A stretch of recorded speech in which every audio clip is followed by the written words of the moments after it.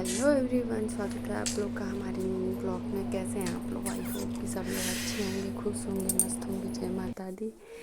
तो मेरा सुबह सुबह का काम ये चालू हो चुका था। एक औरत का काम ही क्या होता है, सुबह सुबह उठो और किचन में जाओ और किचन का काम ख़त्म करो, फिर झाड़ू पोछा बर्तन कपड़ा। तो ये मैं साड़ी उतार रही थी क्योंकि मैं वीडियोज़ बना बना के वैसे रख देती हूँ। रील्स जो होता है बना बना के वैसे रख देती हूँ, फिर उनको धोना रहता तो इकट्ठा में धोती हूँ, हर रोज़ मैं नहीं धोती हूँ। तो वो सारी चीज़ें मैं बेड पे रख रही थी क्योंकि आज थोड़ा सा सफाई करना था मेरे रूम का, क्योंकि काफ़ी कबाड़ सा हो गया था, इधर कपड़ा उधर कपड़ा, इधर ये वगैरह वगैरह।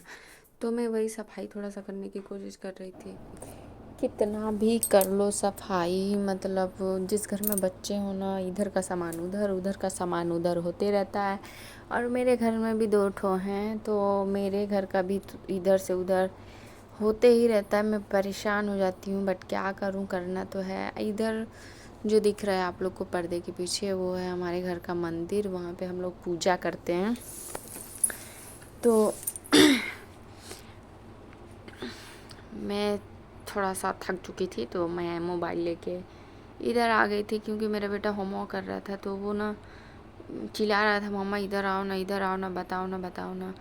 फिर मैं आ गई थी थोड़ा सा अपने अलमारी के मिरर में देखने कि यार साफ आ रहा है कि नहीं आ रहा है, क्योंकि मैं उसे जल्दी ही साफ़ की थी। फिर इधर सारे कपड़े वगैरह पड़े थे, मुझे सारे धोने थे। कितना रूम फ्रेश लगता है ना जब आप सफाई करो तो। और फिर कुछ ही देर के बाद आपका रूम एकदम से कबाड़ जैसे दिखने लगता है। तो वैसे मेरा था, मतलब जिस दिन मैं सफाई करती हूँ उसी दिन मेरा रूम थोड़ा सा अच्छा दिखता है, फ्रेश दिखता है। फिर उसके बाद वो अपने जगह पे आ जाता है, फिर वही हाल है।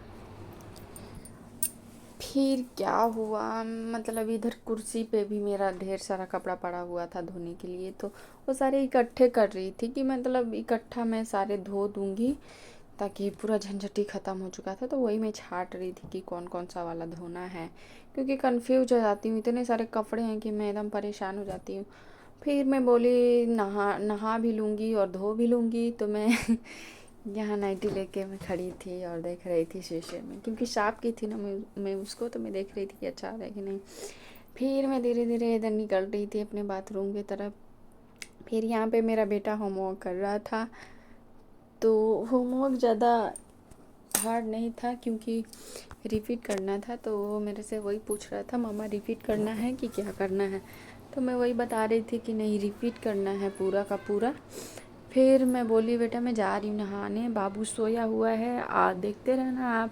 तो बोलता हाँ जाओ आप नहा लो, मैं होमवर्क भी करूँगा और बाबू को भी देख देख लूँगा। क्या होता है ना कि हम ऐसे छोड़ के चले जाते हैं और बच्चे उठ के बेड से उतरने की कोशिश करते हैं और गिर जाते हैं। फिर मैं यहाँ पे आ गई थी नहा के और देख रही थी। आज मैं ये वाली साड़ी पहनी थी।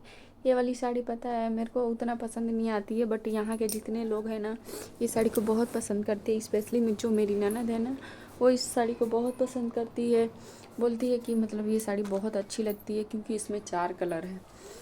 फिर यहाँ पे मेरा कोको जग गया था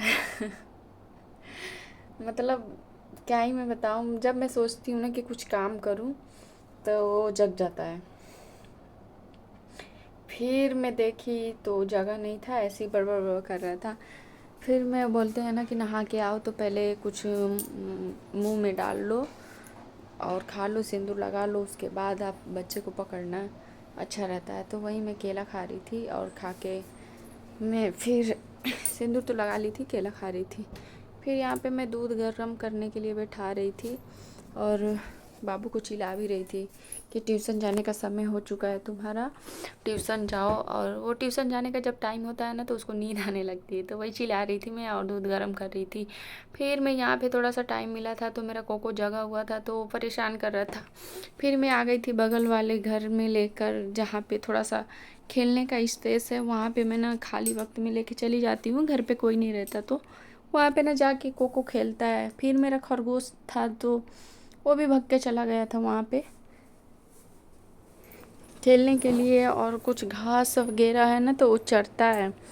फिर मैं लेके गई थी कोको, उसको परेशान कर रहा था, उसके पीछे पीछे पीछे पीछे मतलब उसको ना एक एक जगह पे बैठने ही नहीं दे रहा था, बहुत परेशान कर रहा था उसको, देख ही सकते हैं आप लोग। उसको पकड़ पकड़ के मतलब नोच रहा था। बच्चे का काम ही क्या है, यही सब करते हैं, इधर से उधर उधर से उधर भाग रहा था वो। जैसे जैसे वो भाग रहा था वैसे ऐसे कोको भाग रहा था। फिर उसकी बुआ इधर आई, उठा के उसको अंदर लेके चली गई, क्योंकि उसको वीडियोस बनाना था।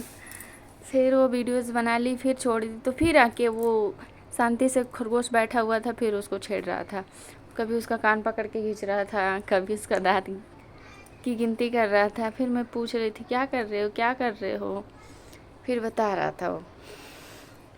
फिर क्या हुआ कि खरगोश वहाँ से मतलब अब वो बेचारा परेशान ही हो गया था, उसका पीछा ही नहीं छोड़ रहा था कोको। तो परेशान होते इधर उधर भाग ही रहा था वो कि कहीं तो बेटा मुझे चैन से रहने दे।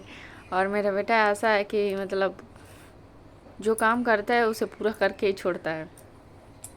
फिर मैं खिलाते खिलाते थक चुकी थी, आ गई थी घर।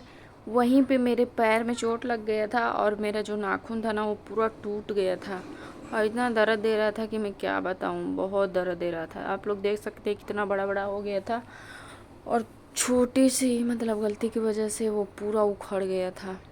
इतना नीचे से उखड़ा था ना कि मैं उसे काटूँ तो कैसे काटूँ, आप लोग देख सकते हैं। बहुत दर्द दे रहा था गाइस, बहुत दर्द दे रहा था। तो आप लोग ऐसे गलती ना करो। मेरे तो हस्बैंड हमेशा यही बोलते हैं कि तुम ये भूत जैसा नाखून बढ़ा के रखती हो ना, जिस दिन उखड़ेगा उस दिन पता चलेगा। तो वो सच में यार पता चला मुझे, क्योंकि पूरा जड़ से उखड़ गया था। फिर ये ब्लॉग यहीं समाप्त होता है। आप लोग को हमारी वीडियोस कैसी लगती है आप लोग कमेंट बॉक्स में ज़रूर बताएं। मेरे पेज को फॉलो कर ले, चैनल को सब्सक्राइब कर ले, लाइक कर दे। Thank you so much. अच्छे अच्छे वीडियोज़ लाती रहूँगी।